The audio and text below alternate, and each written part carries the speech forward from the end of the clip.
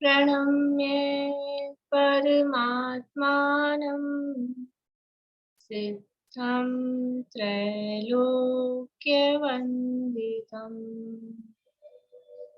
स्वाभाविकचिदानन्द स्वरूपं निर्मलाव्ययम् शुद्धजीवादिद्रव्याणां देशिकं च जिनीश्वरम् द्रव्यसंग्रहसूत्राणां वृत्तिं वक्षे समासतम् जीवमजीवमदव्यम्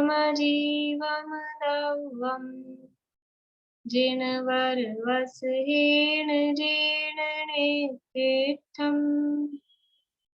देवीन्द्रविन्दवन्दम् वन्दे तं सर्वदा शिरसा कहे जीव अजीव जिनवर वृषभ ने लोक में वे वंद्य सुरपति वृंद से वंदन करूं कर जोड़।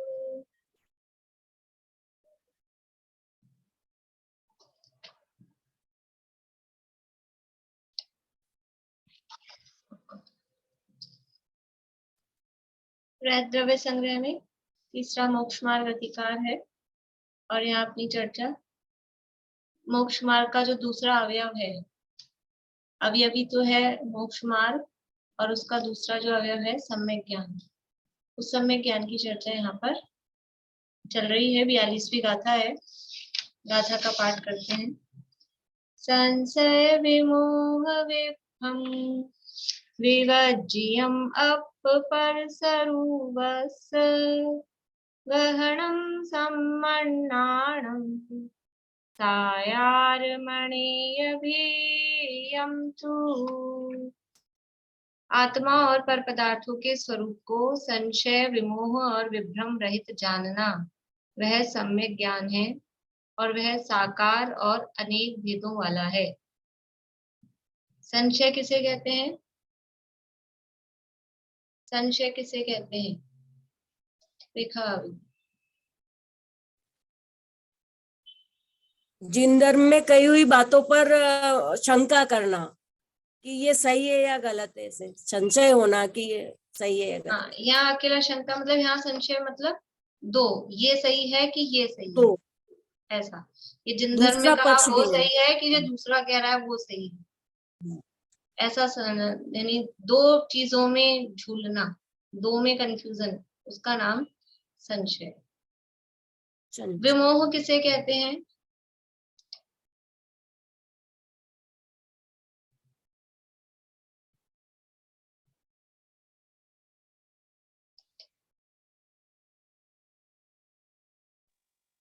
परस्पर सापेक्ष द्रव्यार्थिक पर्यायार्थिक दोनों नयों के प्रमाण से द्रव्य गुण पर्यायादि के ज्ञान का अभाव वह विमोह है।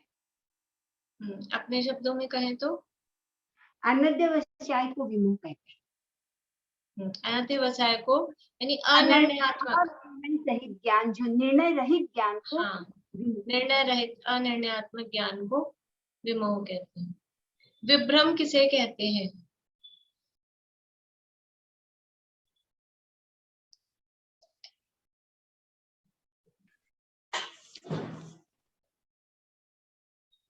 चालू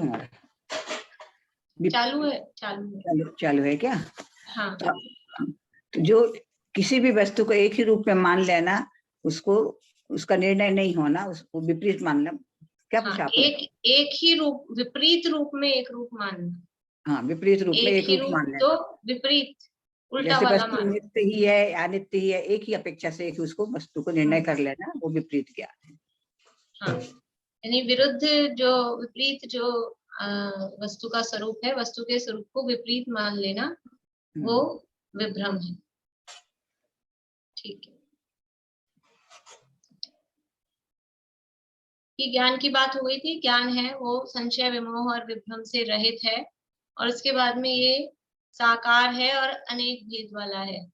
तो साकार है उसके लिए कहा था कि ये निर्णयात्मक ज्ञान है, वो पदार्थों का ऐसा घट है, वस्त्र है, इस प्रकार से स्वरूप को जानता हुआ, उनका निर्णय करता हुआ, स्वपर में भेद करता हुआ, निश्चय रूप प्रवर्तता हुआ, ऐसा ये ज्ञान होता है, वो सम्यक ज्ञान है।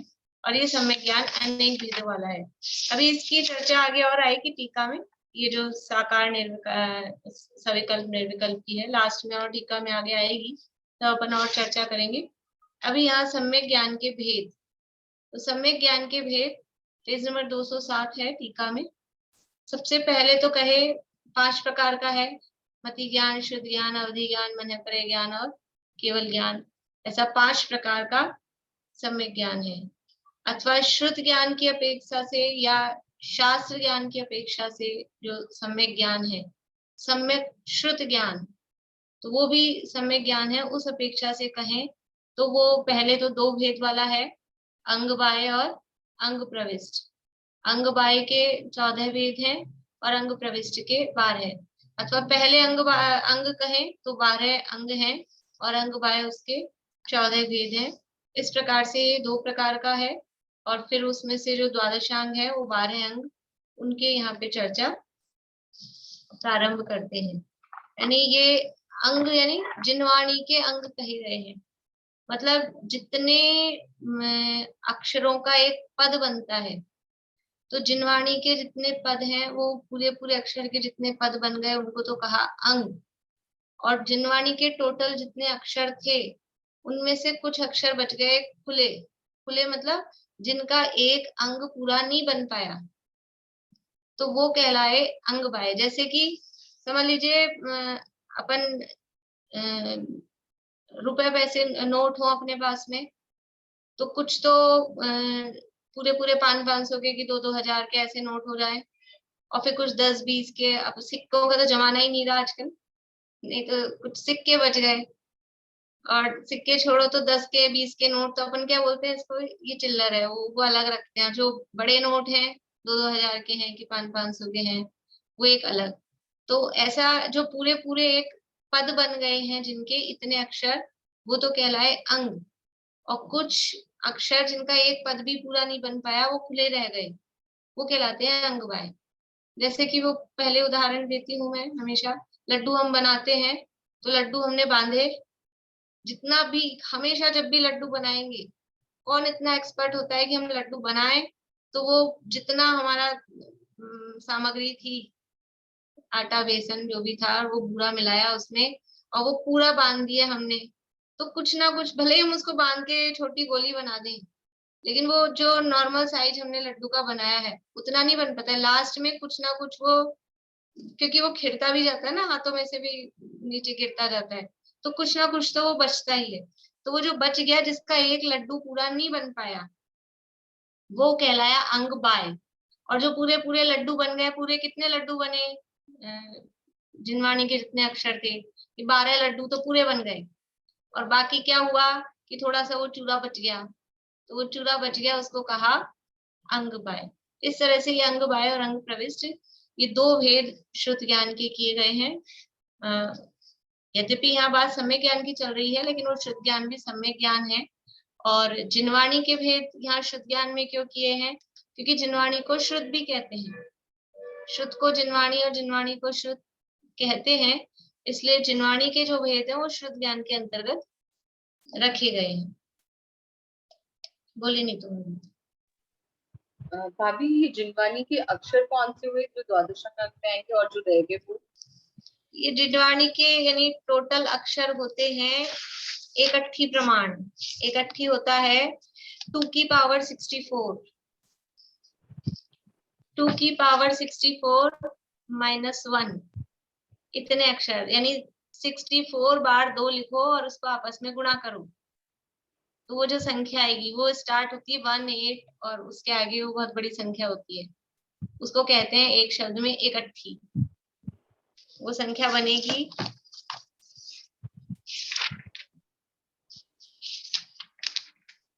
2 की पावर 64 लिखेंगे ना तो ये बनेगी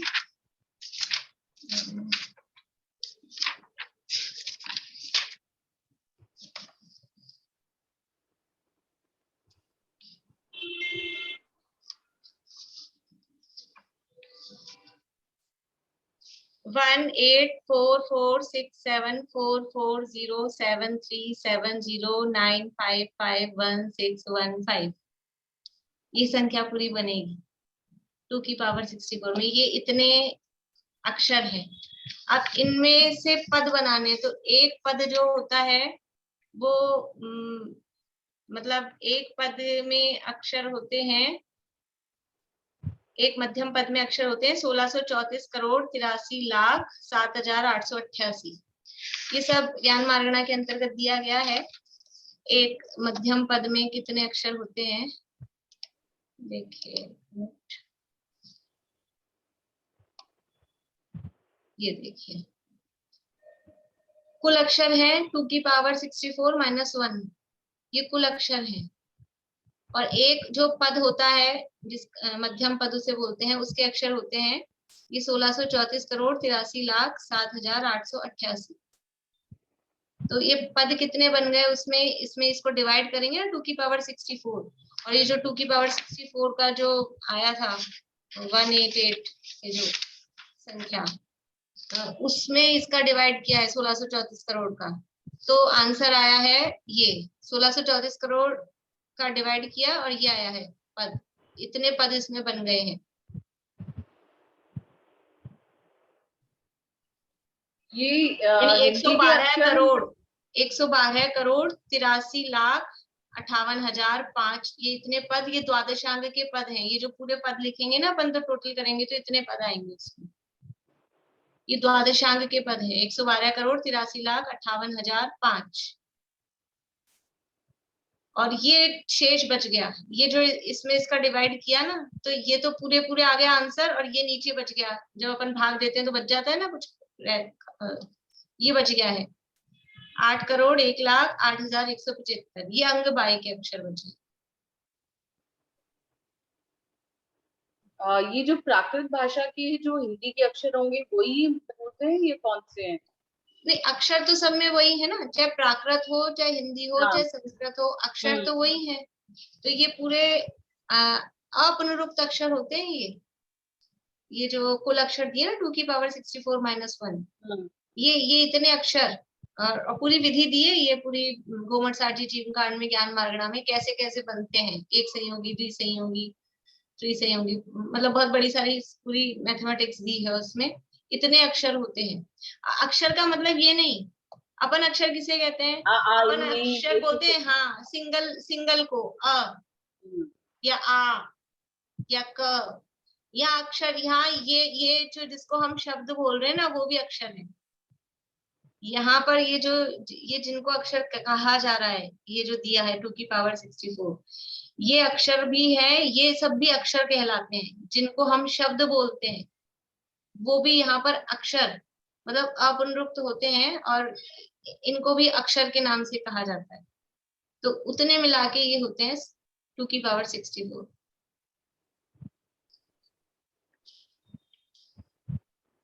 वो विषय थोड़ा अलग है और फिर वही नया विषय हो जाएगा तो फिर सिर के ऊपर से जाएगा, इसलिए भी इतना सा समझ लें अपन। ये तो थोड़ा ठीक है, थोड़ी सी गणित है, समझ में आ जाएगी।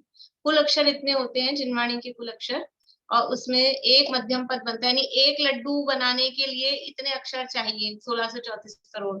तो 1634 करोड़ एक बार, 2 बार, 3 बार, ऐसे कितनी बार बन पाए कि 112 करोड़ 83 लाख 58,005 इतने तो बन गए लड्डू। और ये जो है 8 करोड़ 1 लाख 8,175 ये बच गया है खुला। तो ये कहलाए अंग बाय। तो अभी सबसे पहले यहाँ अंगों की चर्चा कर रहे हैं। अंग कितने हैं देखिए। सबसे पहला है आचारांग।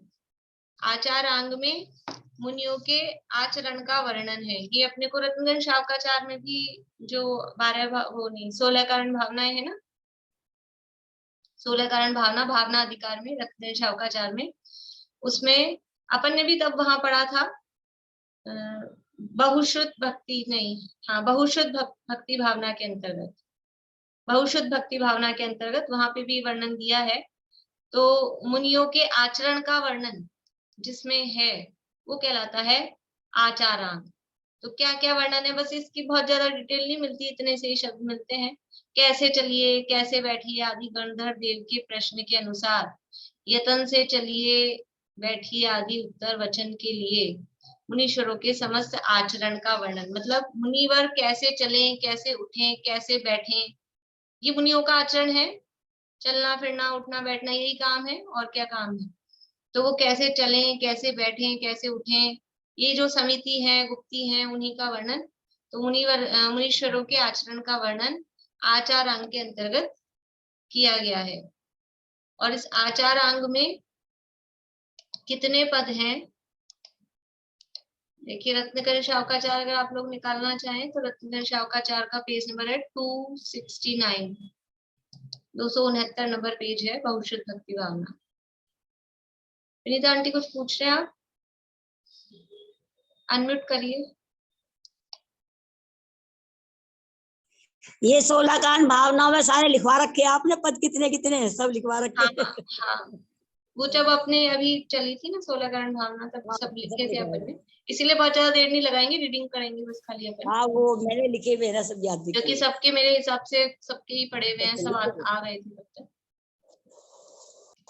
तो ये आचार अंग में कितने पद हैं, आचार अंग में है 18,000 पद।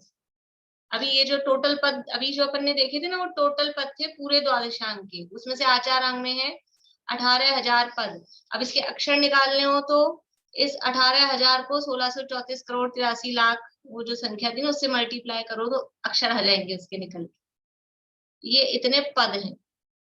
फिर दूसरा है सूत्र कृतांग।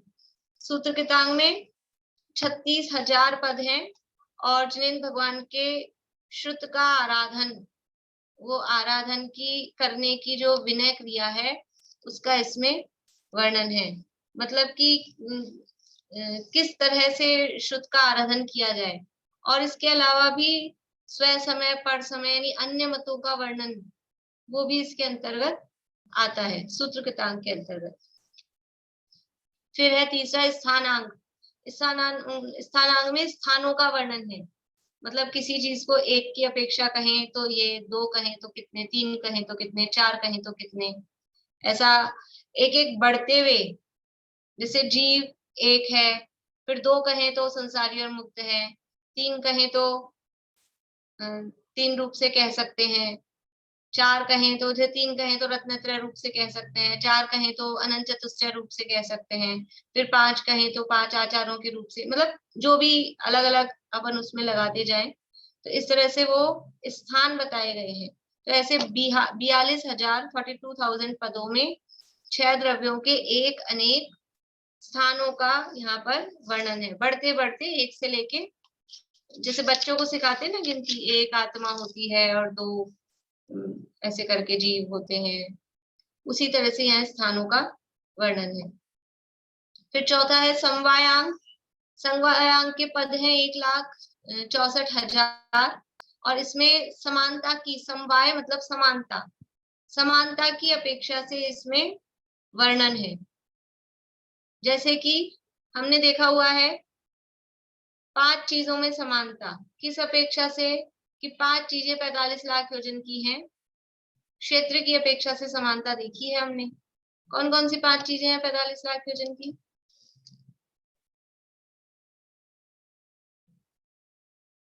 दो लोगों के, 3 लोगों के हाथ खड़े हुए हैं, मतलब एकदम से बस बोलिए सुनीता आंटी, कितनी बार पढ़ चुके हैं अपन? सिद्ध क्षेत्र है और सिद्ध शिला है, और वो पहले स्वर का वो विमान है, सोधर्म विमान, वो ऋजु विमान है क्या, सोधर्म विमान? ऋजु, ऋजु सौधर्म स्वर्ग है। हाँ, सोधर्म स्वर का ऋजु विमान है। और मध्य लोक का 2.5 दीप है मध्य लोक में। और पहले नरक का सीमंतक विमान है। विमान नरक नहीं, में? विमान नहीं, सॉरी गलती हो गई। बिल बिल है, बिल सीमंतक। 5 चीजें 45 लाख योजन की हैं, पहले नरक के पहले पटल का इंद्रक बिल, सीमंतक नाम का जो बिल है वो 45 लाख योजन का है। फिर ढाई द्वीप है वो 45 लाख योजन का है। फिर पहले स्वर्ग के पहले पटल का जो इंद्रक विमान है, ऋजु नाम का विमान, वो 45 लाख योजन का है। सिद्ध शिला वो 45 लाख योजन की है। और सिद्ध क्षेत्र वो 45 लाख योजन का है। इस तरह से क्षेत्र की अपेक्षा समवाय, समानता, ऐसे द्रव्य की अपेक्षा समवाय, द्रव्य की, क्षेत्र की, काल की, भाव की अपेक्षा से समानता देखना। द्रव्य की अपेक्षा से क्या समान होंगे? बोली पूर्णिमा आंटी। जीव द्रव्य असंख्यात प्रदेशीय, धर्म द्रव्य असंख्यात प्रदेशी, अधर्म द्रव्य असंख्यात प्रदेशी, लोकाकाश के असंख्यात प्रदेश हैं।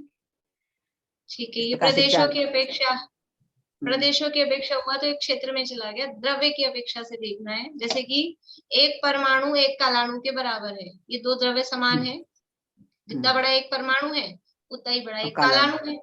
ये द्रव्य की अपेक्षा से। या फिर धर्म द्रव्य और अधर्म द्रव्य बराबर है, जितना वो है उतना वो है, तो उस अपेक्षा से ये द्रव्य की अपेक्षा से समानता। कुछ जरूरी नहीं 5-5 चीजें ही निकले, किसी में 2 समान होंगी, किसी में 5 समान होंगी, किसी में 10 समान होगी, ऐसे। ये जो 5 अभी अपन ने 45 लाख योजन की देखी ना, ऐसे 1-1 लाख योजन की भी 5 चीजें हैं, बताई हुई है मैंने आपको, वो भी 5 है, वो भी क्षेत्र की अपेक्षा ही है। ये तो द्रव्य हुआ, क्षेत्र की हो ही गई। काल की अपेक्षा से समानता, काल की अपेक्षा से समानता क्या होगी?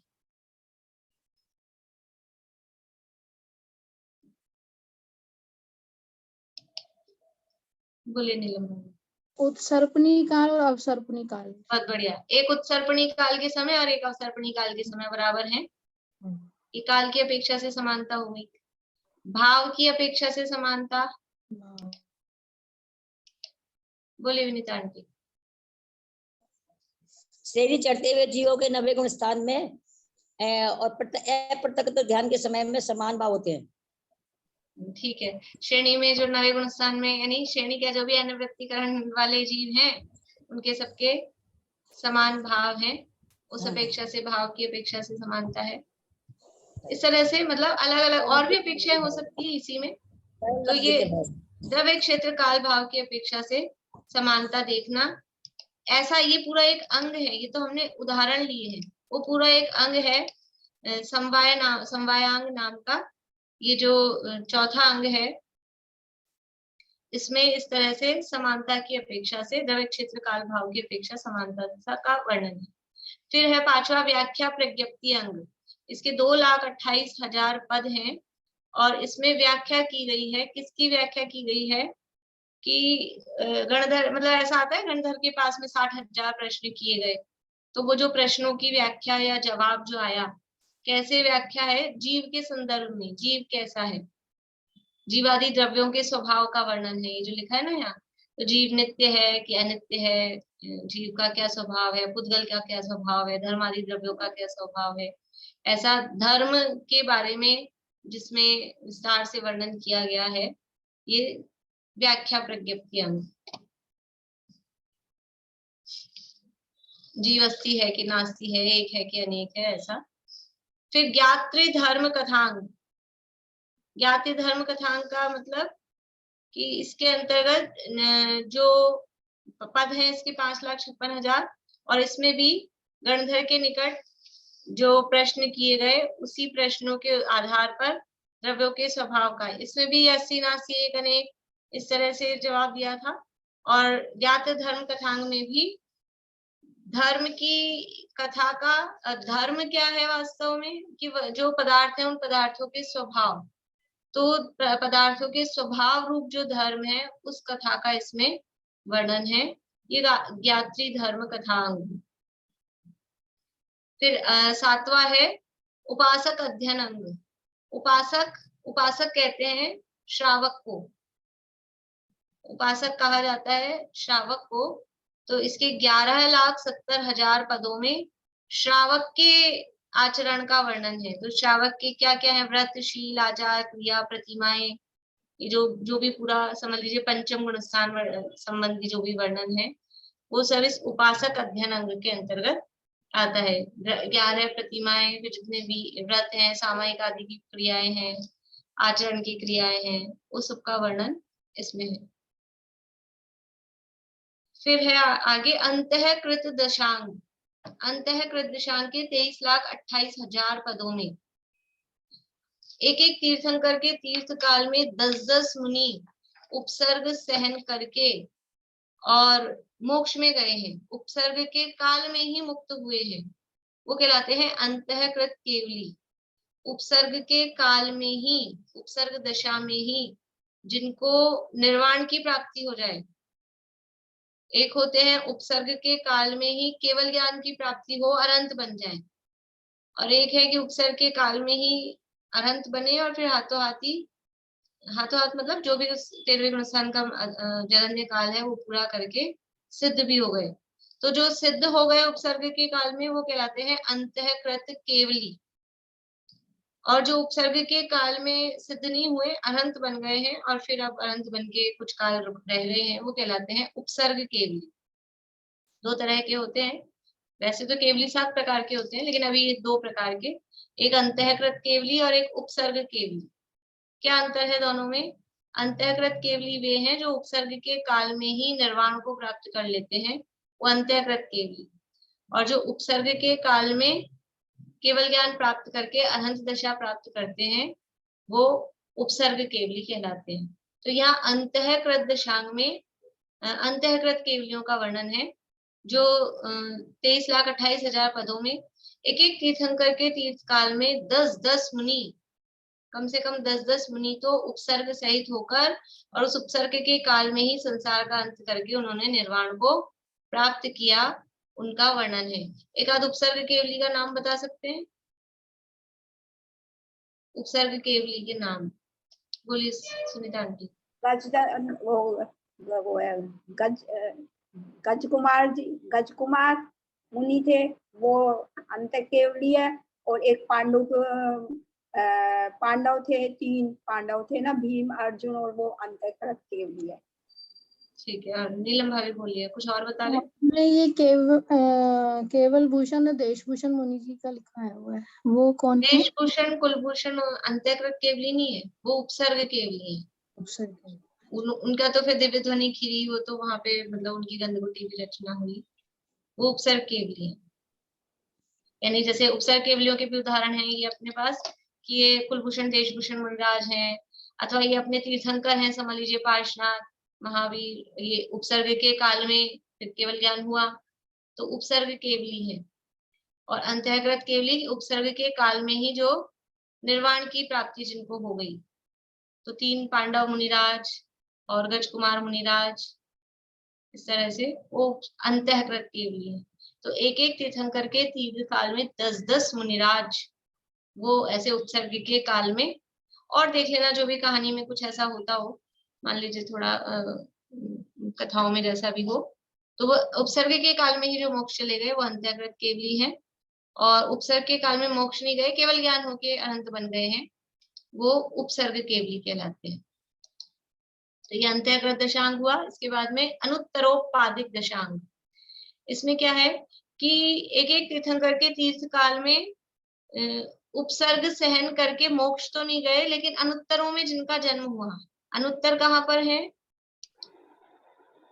ये 7 प्रकार के केवल ही एक बार बताना चाहिए।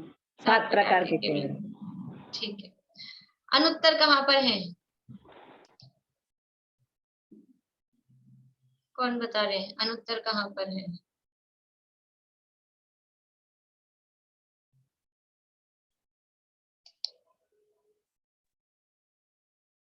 ऊर्ध्वलोक में 16 स्वर्ग, 16 स्वर्गों के ऊपर 9 ग्रैव्य, फिर 9 अनुदिश और फिर 5 अनुत्तर। हाँ, ऊर्ध्वलोक में 9 ग्रैव्य, फिर 9 अनुदिश, उसके ऊपर 5 अनुत्तर, यानी विजय, वैजयंत, जयंत और जयंत, अपराजित और सर्वार्थ सिद्धि, ये 5 वहां विमान है। तो उन 5 में से किसी में भी जिनका जन्म हुआ हो, यानी उपसर्ग के काल में 2 तरह के तो अपन ने देखे, उपसर्ग के काल में मोक्ष चले गए, उपसर्ग के काल में अनंत बन गए, वो तो समझ लो दोनों भगवान बन गए। और तीसरी स्थिति क्या हुई कि उपसर्ग के काल में भगवान नहीं बने, लेकिन अनुत्तरों में उत्पन्न हुए। ऐसे कौन है, नाम याद है किसी का? बोले पूर्णिमा आंटी। नकुल और सहदेव। नकुल और सहदेव उपसर्ग के काल में ही वो वहां सरवार सिद्धि में उत्पन्न हुए। तो उनका वर्णन ऐसे हर तीर्थंकर के तीर्थ काल में 10-10 मुनिराज ऐसे हुए हैं जो उपसर्ग के काल में ऐसे अनुत्तरों में जाके जिनका जन्म हुआ है, अब आके वहां से फिर मोक्ष जाएंगे। तो वो है अनुत्तरोपादिक दशांग। अनुत्तरोपादिक दशांग इसका पद है इसके 92,44,000 इसके पद हैं। 7 प्रकार के केवली पूछ रहे हैं, कोई बता सकते हैं 7 प्रकार के केवली?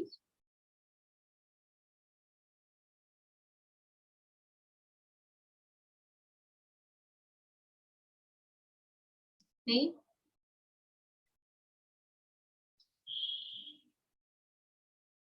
बोलिए पूर्णिमा आंटी। उपसर्ग केवली, अंतःकृत केवली और तीर्थंकर केवली, सामान्य केवली और अनुबद्ध केवली। नहीं, 2 केवली का नाम नहीं, 5 हुए मेरे तो। मुख केवली। हाँ, मुख केवली 6। एक और एक सातिशय केवली, वो सामान्य में ले लिया आपने। हाँ, वरना तीर्थंकर ऐसा करते हैं कि फिर 5 कल्याणक वाले तीर्थंकर, 3 कल्याणक अच्छा, वाले वो ले तीर्थंकर और 2 कल्याणक वाले तीर्थंकर, ऐसे 3 तरह के तो ये होते हैं। और फिर उपसर्ग केवली, सातिशय केवली। सातिशय केवली मतलब इनकी दिव्य ध्वनि वाणी खिड़ती है, वो सातिशय केवली। और मुख केवली और अंतःकृत केवली, ऐसे भी 7 करते हैं। 3 तो तीर्थंकरों में, 5 कल्याणक वाले, 3 कल्याणक वाले और 2 कल्याणक वाले, ऐसे 3 तो तीर्थंकर केवली।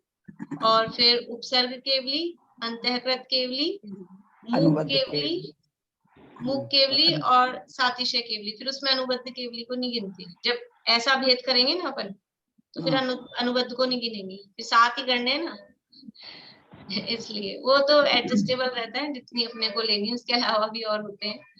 और अगर अनुबद्ध केवली को गिन रहे हैं तो फिर वो तीर्थंकर केवली एक ही लेंगे अपन, तो फिर वो थोड़ा सा चक्कर पड़ेगा कि एक और क्या लेंगे। बोलिए सुनीता भाभी। तो अनुबद्ध केवली अलग से रखना है, फिर इसमें हाँ, नहीं लेना है। हाँ, वो अलग। और ये श्रीधर जी को अंतिम केवली बोलते हैं, तो कौन से प्रकार में आते हैं फिर? वो अंतिम सामान्य केवली। अब वो मूक थे या सातिशय थे तो मेरे को भी ध्यान नहीं है। ऐसा फिर ऐसा भेद कर सकते हैं, अगर अनुबद्ध केवली को अलग लेंगे तो एक सामान्य केवली, लेकिन कैसे है सामान्य के वो मूक और सातिशय में, देखो फिर कैसे लेंगे?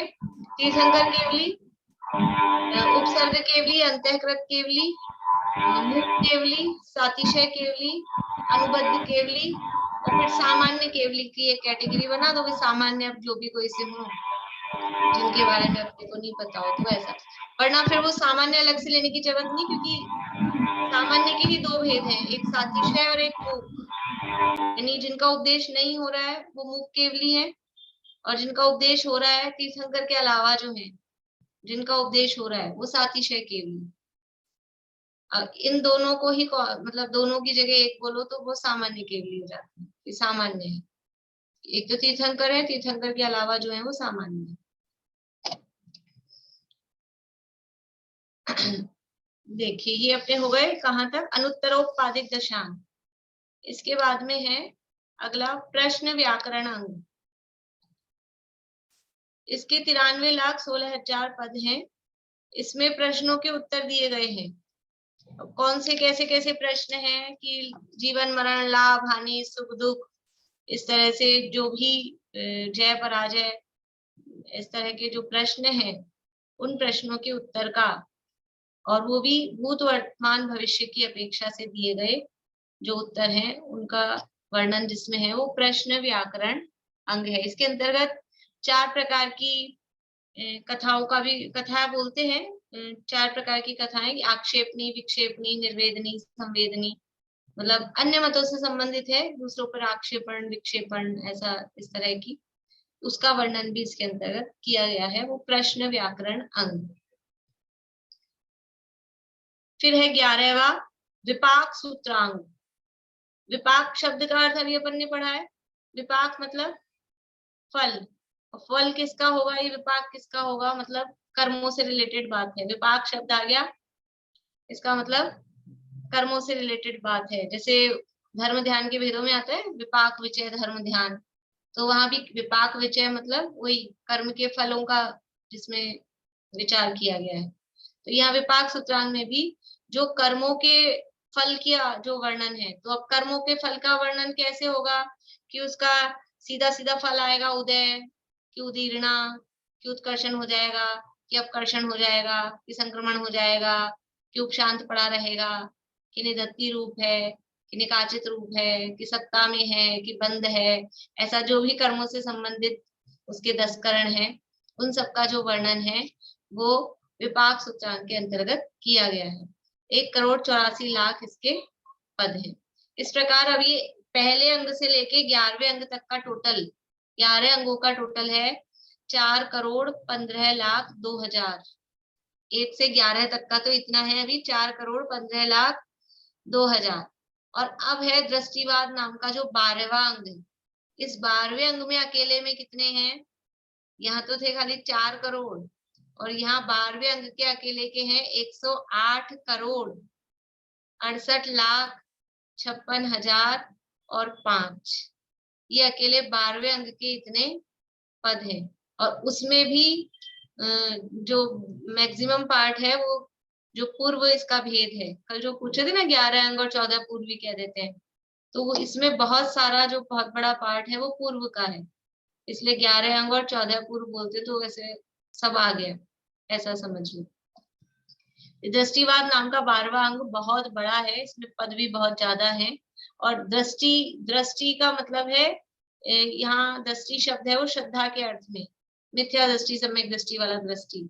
तो यहाँ मिथ्या दृष्टियों के बाद उनकी का वर्णन, अनेक प्रकार के जो मिथ्यावाद हैं उनका वर्णन इसमें है। और वर्णन क्यों है, उसको दूर करने के लिए, मिथ्या दर्शन को दूर करने का वर्णन है इतने सारे पदों में।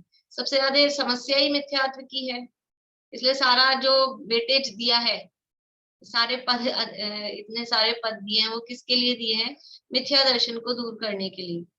इस दृष्टिवाद अंग के 5 भेद हैं। परिकर्म, सूत्र, प्रथमानुयोग, पूर्व, पूर्वगत भी इसका पूरा नाम पूर्वगत भी है, शॉर्ट में पूर्व बोलते हैं, पूर्वगत और चूलिका। इस 12 अंगों में टोटल पहले अंग से लेके 12वें अंग तक, यानी ये 108,68,00,000 और ये 4,15,00,000, इन सबको मिलाएंगे तो टोटल पद हो जाएंगे 112,83,98,005। ये इतने पद पूरे 12 अंगों में होते हैं। अब पहला भेद है परिकर्म। परिकर्म, इसके 5 भेद हैं। चंद्र प्रज्ञप्ति, सूर्य प्रज्ञप्ति, जम्बूद्वीप प्रज्ञप्ति, दीप सागर प्रज्ञप्ति और व्याख्या प्रज्ञप्ति। ये सब नाम से ही समझ में आ रहा है। चंद्र प्रज्ञप्ति में चंद्रमा की आयु, गति, वैभव, परिवार, ये सब का वर्णन इस चंद्र प्रज्ञप्ति में किया गया है। फिर सूर्य प्रज्ञप्ति में सूर्य की आयु, गति, वैभव, परिवार, उसके चाल, ये सारा जो वर्णन है ये सब सूर्य प्रज्ञप्ति में है। फिर जम्बूद्वीप प्रज्ञप्ति में जम्बूद्वीप का पूरा वर्णन, कितने उसमें क्षेत्र हैं, पर्वत हैं, नदियां हैं, सरोवर हैं, वो सारा वर्णन। फिर द्वीप सागर प्रज्ञप्ति में है पूरा मध्यलोक का वर्णन, मध्यलोक में कितने द्वीप सागर, असंख्यात द्वीप, असंख्यात समुद्र, उन सब का जो वर्णन है वो द्वीप सागर प्रज्ञप्ति में है। और इसके बाद में है व्याख्या प्रज्ञप्ति। इस व्याख्या प्रज्ञप्ति में देखो, ये व्याख्या प्रज्ञप्ति यहाँ पर है, और एक अभी अंगों में आया था व्याख्या प्रज्ञप्ति अंग, 5वें अंग का नाम था व्याख्या प्रज्ञप्ति अंग। वहां पर भी उसी टाइप की बात थी, यहाँ पर भी कुछ कुछ उसी टाइप की बात है, लेकिन वो मूल अंग था और ये 12वें अंग का भेद है। और इसमें भी जीव, पुद्गल आदि द्रव्यों का वर्णन है। इनके सबके पदों की संख्या दी है अलग अलग। चंद्र प्रज्ञप्ति में 36,05,000, सूर्य प्रज्ञप्ति में 5,03,000, जम्बूद्वीप प्रज्ञप्ति में 3,25,000, द्वीप सागर प्रज्ञप्ति में 52,36,000 और व्याख्या प्रज्ञप्ति में 84,36,000। इस तरह से ये परिकर्म के 1,81,05,000 पद है।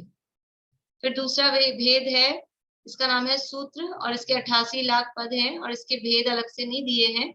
और इसमें जैसे सूत्र कृतांग अंग था, जो मूल अंग था सूत्र कृतांग, उसमें जैसा वर्णन था उसी टाइप का स्वय समय पर समय टाइप का ही वर्णन यहाँ पर भी है।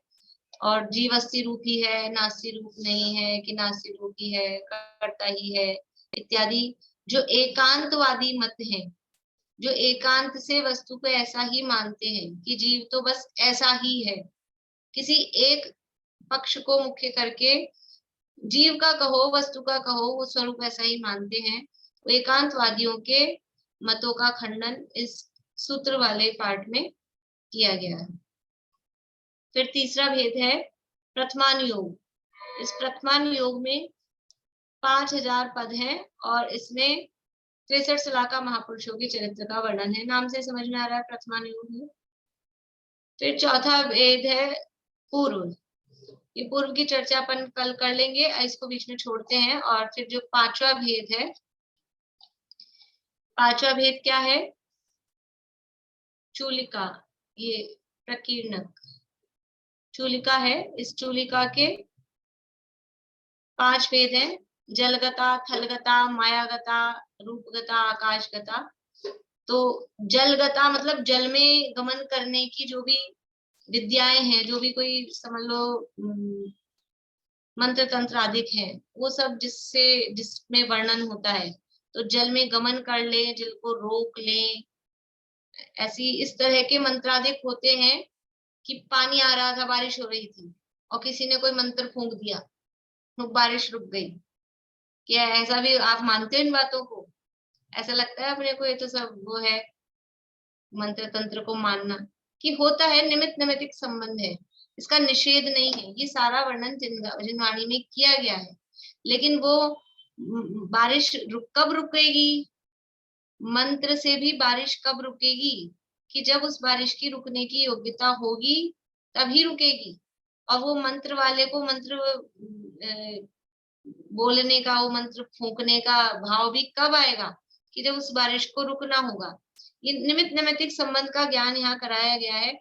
कोई किसी को करता है, एक द्रव्य दूसरे द्रव्य को कर देता है, मंत्र है, शब्द, बारिश है, वो अलग पुद्गलों का परिणमन है। तो ये पुद्गल शब्द और वो बारिश है, पानी के परमाणु, वो अलग।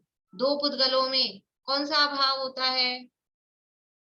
दो पुद्गलों में कौन सा अभाव होता है? दो पुद्गल की वर्तमान पर्याय में अभाव होता है कि नहीं? कोई सा रेखा भाभी? अत्यंताभाव। दो पुद्गल की वर्तमान पर्याय में अन्योन्य भाव। हाँ, अन्योन्या भाव, अन्योन्या भाव होता है। दो द्रव्यों में अत्यंता भाव है और दो पुद्गलों की वर्तमान पर्यायों में अन्योन्या भाव है। तो ये मंत्र रूप जो भाषा वर्गणा के परमाणु है और वहां पानी के परमाणु है, इसने इसको किया कि इसने इसको किया, कि निमित्त नैमित्तिक संबंध है। वास्तव में दोनों में अन्योन्या भाव है, कोई किसी को करता नहीं है। दवाई से रोग ठीक हुआ, शरीर का बुखार उतर गया, एक पैरासिटामोल खाई और बुखार उतर गया, ये बात सही है कि निमित्त नैमित्तिक संबंध है? वास्तव में दोनों में कौन सा अभाव है? उस पैरासिटामोल में और शरीर में अन्योन्या भाव है। वो अलग पुद्गल द्रव्य है गोली, और ये शरीर, ये अलग पुद्गल, इसके परमाणु अलग हैं। दोनों में अन्योन्या भाव है, निमित्त नैमित्तिक संबंध है। गोली खाते खाते भी नहीं उतरता है, फिर क्या होता है? फिर भागते हैं ना डॉक्टर के कि हम तो दवाई तो ले रहे हैं फिर भी नहीं ठीक हो रहा है। क्यों नहीं हो रहा है? कि उसके होने की योग्यता होती है। तो निमित्त नैमित्तिक संबंध ऐसा बनता है कि गोली खाई और ठीक हो गया। नहीं होना होता है, योग्यता नहीं है तो कितनी भी गोली खाओ नहीं होता है। ऐसा ही यहाँ ये निमित्त नैमित्तिक संबंध बताया गया है कि पानी को रोकना, अग्नि में प्रवेश करना, इस तरह की जो ये बातें यहाँ बताई है जलगता चुलिका के अंतर्गत। जल को रोकना, जल में गमन करना, अग्नि को रोकना, अग्नि खाना, कोई आग का अंगारा खाता हुआ दिख रहा है, इस तरह के जो करते हुए दिखते हैं करतब सर्कस वगैरह में और कहीं भी, ये सब अग्नि पर बैठना, चलना, अग्नि में प्रवेश करना, वो जो कहानी आती है ना इनकी होलिका वाली, कि उस होलिका को, कहानी तो पता है, होली जलाते हैं जिसकी, होलिका को वो कोई रिद्धि थी कि वो आग में बैठ जाएगी, प्रहलाद की जो बुआ थी, वो आग में बैठ जाएगी तो भी वो जलेगी नहीं, ऐसे कोई मंत्र तंत्र उसको सिद्ध थे, समझ लो। वो कहानी सच है कि झूठ है पूरी, वो उस पे अपन नहीं जा रहे, अभी अपन तो कहानी को उदाहरण के रूप में ले रहे हैं। तो इस तरह की हो सकती है, लेकिन फिर भी वो होने पर भी जब उसका पाप का उदय था तो वो अग्नि में बैठी, वो उसके मंत्र सारे फेल हो गए और जल गई। जो कहानी उनके हिसाब से जो भी कहानी चलती है वो, तो ये मतलब यहाँ ये कहा गया है, तो इसका मतलब ये होता है अपनी बुद्धि कहीं ऐसा नहीं चल जाए कि अपन तो ये सीख लो, जल को रोकना, जल में प्रवेश करना, अग्नि खाना, और फिर ये चीजें होती हैं, ऐसा भी होता है। ये सारी बातें द्वादशांग में सब वर्णन है, लेकिन अगर हमारा उपयोग ये सीखने में लग रहा है, और वो जो जीव का स्वरूप आया था पहले कि जीव कैसा है, नित्य है कि अनित्य है, क्या है, उसमें हमारा उपयोग नहीं जा रहा, और ये चुली, ये रूपगता, जलगता, थलगता, इसमें उपयोग जा रहा है, तो हमारी होनहार कौन सी है ये हमको समझ लेना चाहिए। वहां तो वर्णन सारा है, द्वादशांग में तो वर्णन सारा है, लेकिन अपने को प्रयोजन भूत क्या है उसमें से, अपने लिए हितकारी क्या है, वो अपने को उसमें देखना पड़ेगा। चलिए इनकी भी चर्चा अपन कल लेके, कल 14 पूर्व और 14 अंग बाय के जो प्रकीर्णक है वो सब कल ले लेंगे अपन, ज्यादा समय नहीं लगाएंगे। और उसके बाद में भी जो प्रकरण आने वाला है वो थोड़ा जरा बारीक आने वाला है, दर्शनोपयोग के, ज्ञानोपयोग के संदर्भ में। बोलिए निशान। एक सतत केवली भी होते हैं ना? फिर से बोलिए। सतत केवली। सतत केवली, सतत केवली किसे कहेंगे? ऐसे ध्यान आ रहा है, एक सतत केवली, क्योंकि अनुबद्ध तो एक के बाद एक हो गए, तो सतत भी एक के बाद एक ही होते सतत हैं भी तो वैसे। वही हुए ना अनुबद्ध वाले ही, मेरे हिसाब से तो सेम ही है, डिफरेंस नहीं है उसमें। चलिए, जय